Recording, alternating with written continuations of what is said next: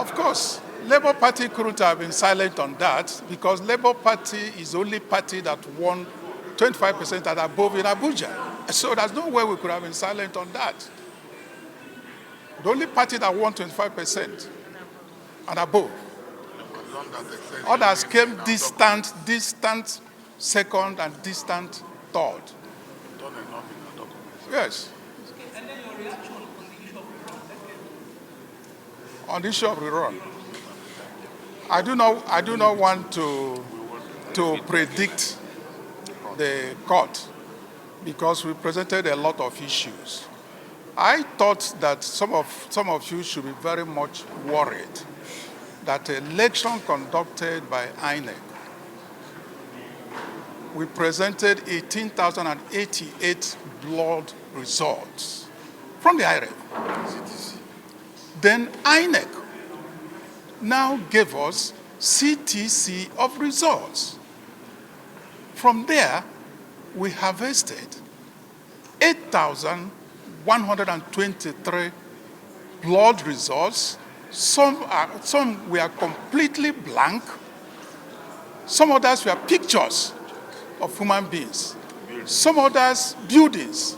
Some others, you have results that are not polling units, like ward results, local government collection results, and so on and so forth. That is something that should worry every Nigerian. They relied on it. They relied to on pronounce it. Somebody. They relied on it to declare somebody the winner of an election. Yeah. How can an institution, public institution like INEC, certified blank documents and said that it certified polling unit results, certified photographs and said it certified polling unit results? I mean, they should stop taking Nigerians and Nigeria for granted. It's very unfortunate that this type of thing should be happening in the 21st century. Other countries have moved on. We are still running round and round and round and round. Round and round, trying to organize election. Yet, we are behaving as if we are still in a primitive age. And that's what it is. That's what it is.